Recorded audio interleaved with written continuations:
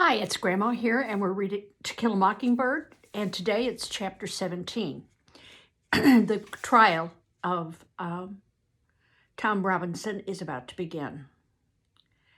"Jim," I said, "are those the Ewells sitting down yonder?" "Hush," said Jim. "Mr. Heck Tate's testifying." Remember, he's the sheriff.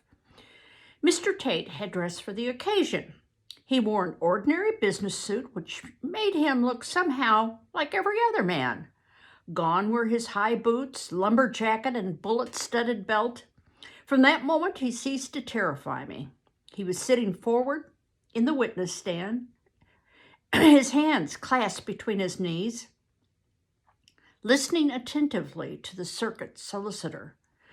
The solicitor, a Mr. Gilmer, was not well known to us. He was from Abbotsville. We saw him only when court convened, and that rarely, for court was of no special interest to Jim and me. A balding, smooth-faced man, he could have been anywhere between 40 and 60. Although his back was to us, we knew he had a slight cast in one of his eyes, which he used to his advantage. He seemed to be looking at a person when he was actually doing nothing of the kind. Thus, he was hell on juries and witnesses. The jury, thinking themselves under close scrutiny, paid attention, and so did the witness likewise. "In your own words, Mr. Tate," Mr. Gilmer was saying. "Well," said Mr. Tate, touching his glasses and speaking to his knees, "I was called—" "Could you say it to the jury, Mr. Tate? Thank you. Who called you?" Mr. Tate said, "I was fetched by Mr. Bob Ewell yonder one night." "What night, sir?" Mr. Tate said. "It was the night of November 21st. I was just leaving the office to go home when Mr. Ewell came in, very excited he was, and said, 'Get out to the house quick, some niggard raped his girl.'" "Did you go?" "Certainly. Got in the car, went out as fast as I could." "And what did you find?" "Found her lying on the floor in the middle of the front room. One on the right one on the right as you go in. She was pretty well beat up, but I heaved her to her feet and she washed her face in a bucket in the corner and said she was all right. I asked her who hurt her, and she said it was Tom Robinson." Judge Taylor, who had been concentrating on his fingernails, looked up as if he were expecting an objection, but Atticus was quiet. "Asked her if he beat her like that, and she said yes, he had. Asked her if he took advantage of her, and she said yes, he did. So I went down to Robinson's house and brought him back. She identified him as the one, so I took him in. That's all there is to it." "Thank you," said Mr. Gilmer. Judge Taylor said, "Any questions, Atticus?" "Yes," said my father. He was sitting behind his table. His chair was skewed to one side. His legs were crossed, and one arm was resting on the back of the chair. "Did you call a doctor, Sheriff?"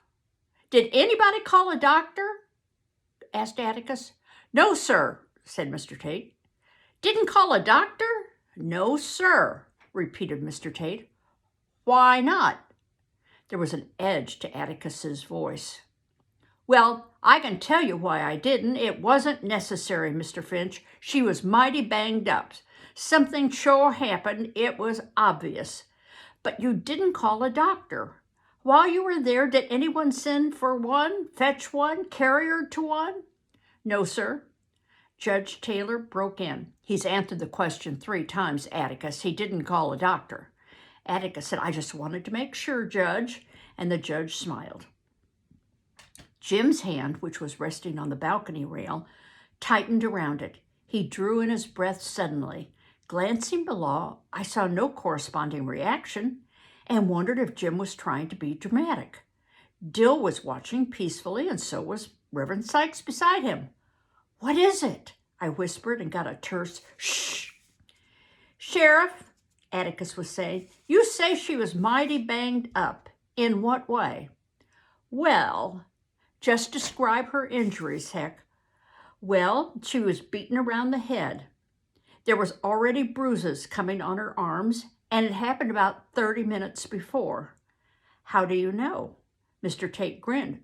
Sorry, that's what they said. Anyway, she was pretty banged up when I got there, and she had a black eye coming. Which eye? Mr. Tate blinked, ran his hands through his hair. Let's see, he said softly. Then he looked at Atticus as if he considered the question childish. Can you remember? Atticus asked. Mr. Tate pointed to an invisible person 5 inches in front of him and said, her left. Wait a minute, Sheriff, said Atticus. Was it her left facing you or her left looking in the same way you were? Mr. Tate said, oh yes, that'd make it her right. It was her right eye, Mr. Finch. I remember now, she was bunged up on that side of her face. Mr. Tate blinked again, as if something had suddenly been made plain to him. Then he turned his head and looked around at Tom Robinson. As if by instinct, Tom Robinson raised his head. Something had been made plain to Atticus also, and it brought him to his feet. Sheriff, please repeat what you just said. It was her right eye, I said. No. Atticus walked to the court reporter's desk, bent down to the furiously scribbling hand. It stopped, flicked back the shorthand pad, and the court reporter said, Mr. Finch, I remember now, she was bunged up on the right side of the face. Atticus looked up at Mr. Tate. Which side again, Heck? The right side, Mr. Finch, but she had more bruises. You want to hear about them? Atticus seemed to be bordering on another question, but he thought better of it and said, yes. What were her other injuries? As Mr. Tate answered, Atticus turned and looked at Tom Robinson as if to say this was something he hadn't bargained for. Her arms were bruised, and she showed me her neck. They were definite finger marks on her gullet. All around her throat? At the back of the neck? I'd say they were all around, Mr. Finch. You would? Yes, sir, she had a small throat. Anybody could have reached around it with...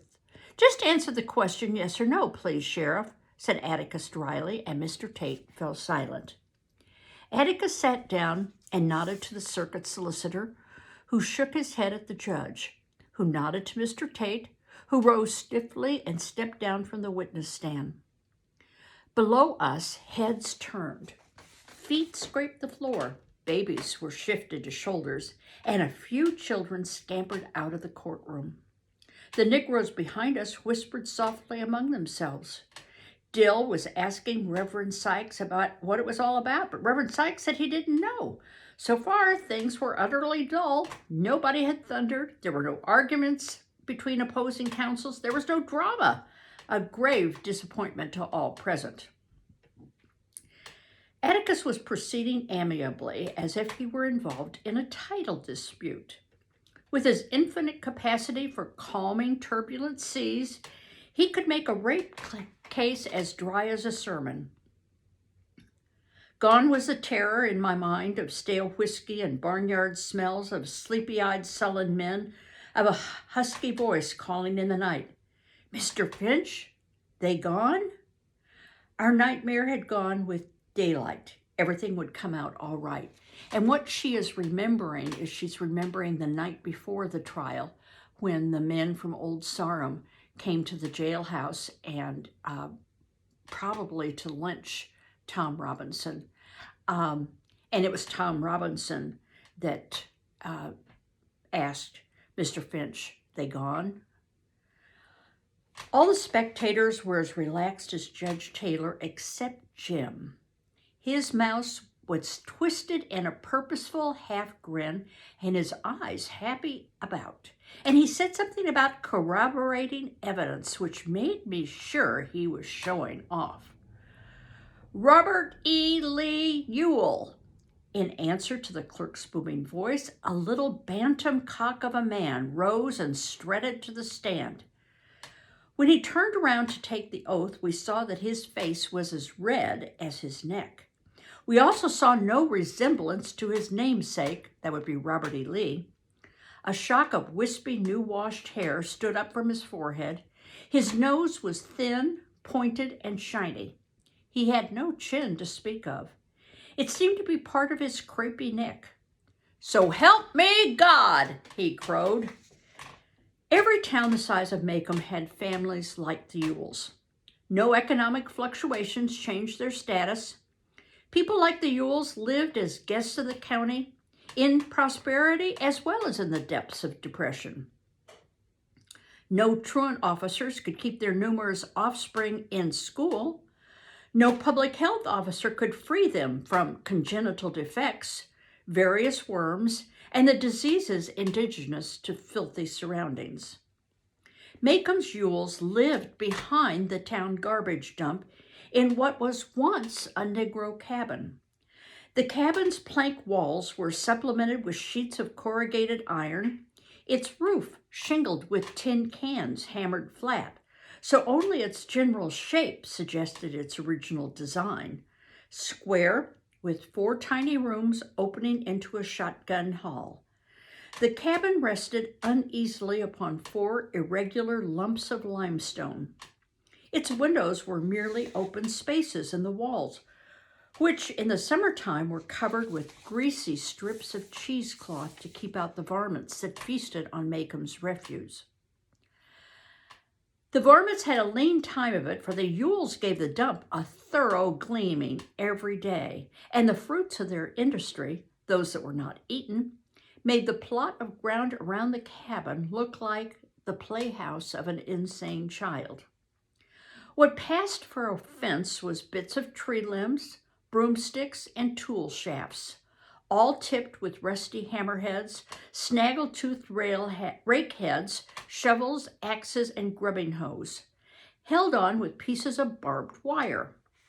Enclosed by this barricade was a dirty yard containing the remains of a Model T Ford on blocks, meaning it didn't run, it had no wheels or tires, a discarded dentist's chair, an ancient icebox, plus lesser items, old shoes, worn-out table radios, picture frames, and fruit jars, under which scrawny orange chickens pecked hopefully. One corner of the yard, though, bewildered Macomb. Against the fence in a line were 6 chipped enamel slop jars holding brilliant red geraniums, cared for as tenderly as if they belonged to Miss Maudie Atkinson. But Miss Maudie deigned to permit a geranium on her premises. People said they were Mayella Ewells. Nobody was quite sure how many children were on the place. Some said 6, some said 9. There were always dirty faces at the windows when anyone passed. Nobody had occasion to pass by except at Christmas, when the churches delivered baskets and when the mayor of Macomb asked us to please help the garbage collector by dumping our own trees and trash. Atticus took us with him last Christmas when he complied with the mayor's request. A dirt road ran from the highway past the dump down to a small Negro settlement some 500 yards beyond the Ewells. It was necessary either to back out to the highway or go the full length of the road and turn around. Most people turned around in the Negroes' front yards. In the frosty December dusk, their cabins looked neat and snug, with pale blue smoke rising from the chimneys and doorways glowing amber from the fires inside. There were delicious smells about, chicken, bacon frying crisp as the twilight air. Jim and I detected squirrel cooking, but it took an old countryman like Atticus to identify a possum and rabbit, aromas that vanished when we rode past the Ewells' residence. All the little man on the witness stand had that made him any better than those nearest neighbors was that if scrubbed with lye soap in very hot water, his skin was white. So what she's describing is the Ewells' house is really a dump, literally a dump, where they go to the dump and find things and bring it back, and everything's filthy, untidy, excepting for the geraniums. But when you drove past the Ewells and got into the Negro settlement, there things looked nice and tidy and smelled good. But that all disappeared when you drove back again past the Ewells house. I'm going to stop here because this is a long chapter, but we will begin the testimony of Mr. Ewell. Bye-bye.